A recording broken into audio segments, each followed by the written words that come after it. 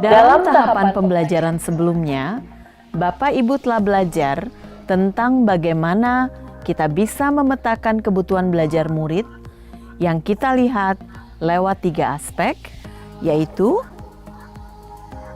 kesiapan belajar, minat, dan profil belajar murid.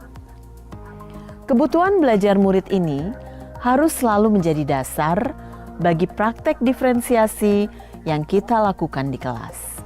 Nah, sekarang kita akan membahas mengenai apa saja strategi diferensiasi yang bisa kita lakukan berdasarkan 3 pemetaan kebutuhan tadi. Setelah kita mengidentifikasi kebutuhan belajar murid kita, maka kita kemudian dapat menentukan apa strategi diferensiasi yang ingin kita lakukan. Diferensiasi itu sendiri bisa kita lakukan dalam beberapa strategi. Namun, dalam modul ini kita akan fokus pada 3 strategi saja, yaitu yang pertama, diferensiasi konten, 2, diferensiasi proses, dan 3, diferensiasi produk. Sekarang, mari kita bahas satu persatu. Sebelum kita membahas tentang diferensiasi konten, kita harus mengetahui terlebih dahulu, sebenarnya konten itu apa sih?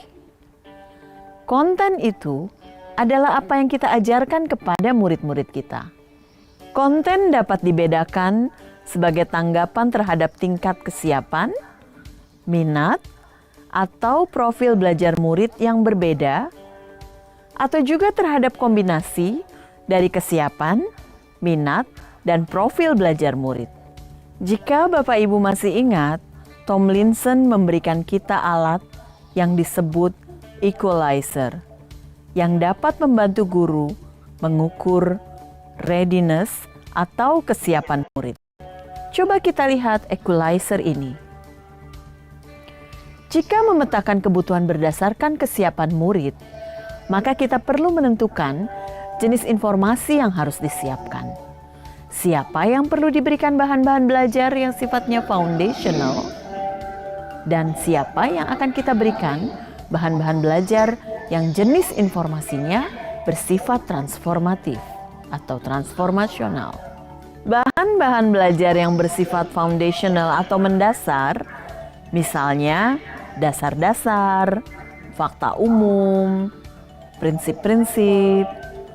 Jadi, sifat dari informasi, ide-ide, atau teks yang harus diakses oleh mereka juga harus di level yang mendasar. Sementara, di sisi lain, untuk murid yang sudah siap mempelajari materi yang lebih bersifat transformasional, maka kita harus siapkan bahan ajar yang sesuai yang memungkinkan mereka untuk mengembangkan ide-ide. Misalnya, kita dapat memberikan mereka tantangan, research question, pertanyaan-pertanyaan pemandu, yang membantu mereka mengembangkan pemahaman dan memperluas ide secara lebih dalam dan lebih jauh lagi.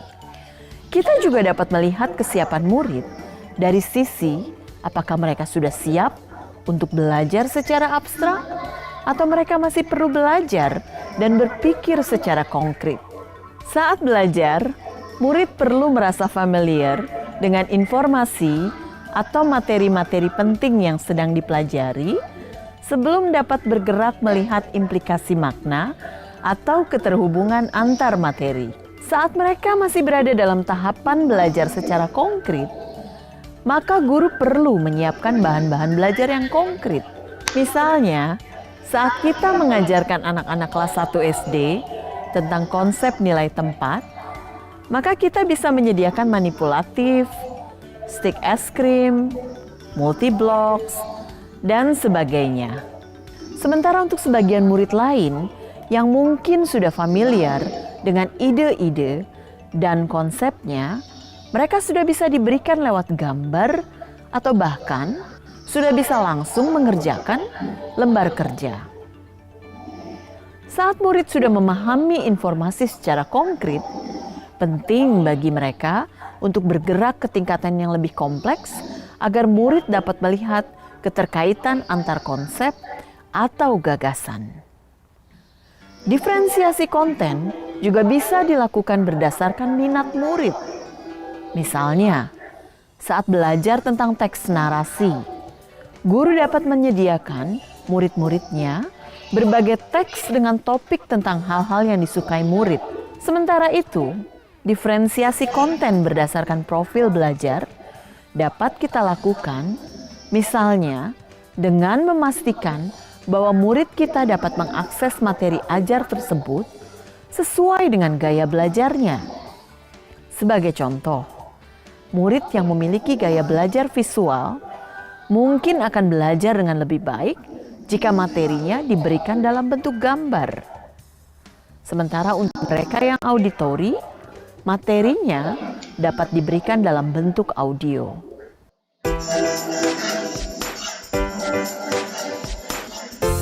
Strategi diferensiasi kedua yang bisa kita lakukan adalah diferensiasi proses. Yang dimaksud proses di sini mengacu pada bagaimana murid akan memahami atau memaknai apa informasi atau materi yang dipelajari.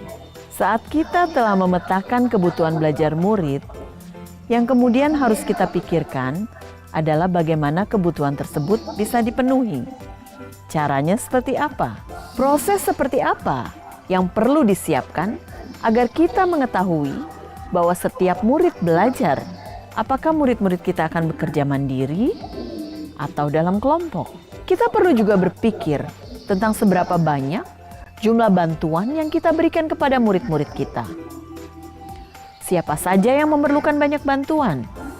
Siapa yang cukup kita berikan bantuan dalam bentuk pertanyaan pemandu dan mereka kemudian bisa bekerja dengan mandiri? Nah, semua hal tersebut harus dipertimbangkan sebagai bagian dari skenario pembelajaran yang kita rancang.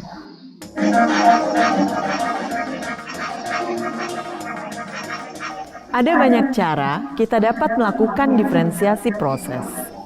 Misalnya, kita dapat menggunakan kegiatan berjenjang, di mana semua murid bekerja membangun pemahaman dan keterampilan yang sama, tetapi dilakukan dengan berbagai tingkat dukungan, tantangan, atau kompleksitas yang berbeda-beda. Kedua, kita dapat menyediakan pertanyaan pemandu atau tantangan yang perlu diselesaikan di sudut-sudut minat. Sudut-sudut minat yang kita siapkan di kelas ini akan mendorong murid untuk mengeksplorasi berbagai submateri yang terkait dengan topik yang sedang dipelajari yang menarik minat mereka. Misalnya, saat mempelajari jenis-jenis karangan, kita bisa minta murid membuat karangan yang terkait dengan minat mereka. Jika mereka memiliki minat dalam bidang olahraga, mereka boleh duduk di sudut olahraga, di mana di sana mereka akan diberikan berbagai pertanyaan yang terkait dengan olahraga. Beberapa pertanyaan pemandu kemudian dapat kita berikan sesuai dengan level kemampuan mereka. Yang ketiga, membuat agenda individual untuk murid. Misalnya, guru dapat membuat daftar tugas yang berisi pekerjaan umum untuk seluruh kelas, serta daftar pekerjaan yang terkait dengan kebutuhan individual murid. Jika murid telah selesai mengerjakan pekerjaan umum, maka mereka dapat melihat agenda individual dan mengerjakan pekerjaan yang dibuat khusus untuk mereka. 4. Memvariasikan lama waktu yang murid dapat ambil untuk menyelesaikan tugas, untuk memberikan dukungan tambahan bagi murid-murid yang kesulitan, atau sebaliknya, mendorong murid yang cepat untuk mengejar topik secara lebih mendalam. Contoh selanjutnya, misalnya, mengembangkan kegiatan bervariasi yang mengakomodasi beragam gaya belajar, visual, auditori, dan kinestetik.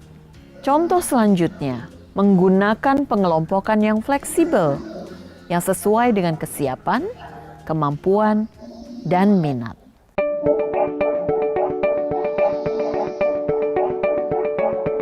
Nah, tadi kita telah berbicara mengenai diferensiasi konten dan diferensiasi proses. Sekarang, mari kita bahas strategi diferensiasi yang ketiga, yaitu diferensiasi produk. Ketika kita bicara tentang diferensiasi produk, maka kita akan memikirkan tentang tagihan apa yang kita harapkan dari murid. Produk ini adalah hasil pekerjaan atau unjuk kerja yang harus ditunjukkan oleh murid kepada kita. Produk adalah sesuatu yang tangible, yang ada wujudnya. Bisa berbentuk karangan, atau tulisan, atau hasil tes, atau pertunjukan, atau presentasi, atau pidato, rekaman, diagram, dan sebagainya. Yang paling penting, produk ini harus mencerminkan pemahaman murid dan berhubungan dengan tujuan pembelajaran yang diharapkan.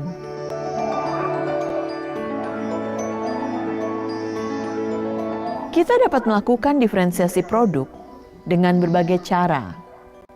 Namun, sama seperti jenis-jenis diferensiasi yang lainnya, maka kembali lagi, kita perlu mempertimbangkan kebutuhan belajar murid kita terlebih dahulu sebelum menentukan penugasan produk ini. Penugasan produk harus membantu murid, baik secara individu atau dalam kelompok, memikirkan kembali, menggunakan, dan memperluas apa yang telah mereka pelajari selama periode waktu tertentu. 1 unit, 1 semester, atau bahkan 1 tahun. Produk penting bukan hanya karena mereka mewakili pemahaman dan aplikasi dalam bentuk yang luas, tetapi juga karena mereka adalah elemen kurikulum yang paling langsung dapat dimiliki oleh murid. Pada dasarnya, mendiferensiasi produk meliputi 2 hal. Yang pertama, memberikan tantangan dan keragaman atau variasi.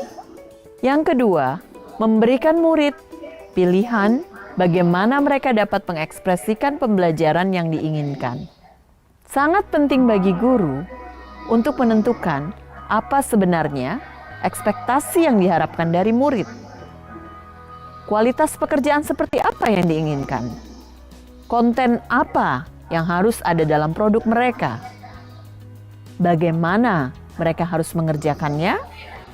Dan apa sifat dari produk akhir yang diharapkan tersebut? Walaupun murid dapat memberikan informasi tambahan atau membantu guru memodifikasi prasyarat dari produk yang harus dihasilkan murid agar dapat sesuai dengan kesiapan, minat, dan kebutuhan belajar individu, namun gurulah yang tetap harus mengetahui dan mengkomunikasikan indikator kualitas yang diharapkan dari produk tersebut. Demikianlah penjelasan 3 strategi pembelajaran berdiferensiasi.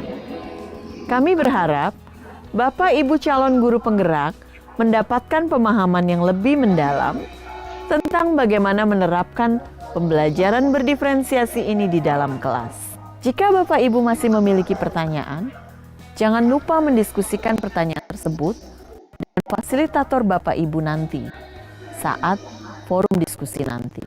Terima kasih.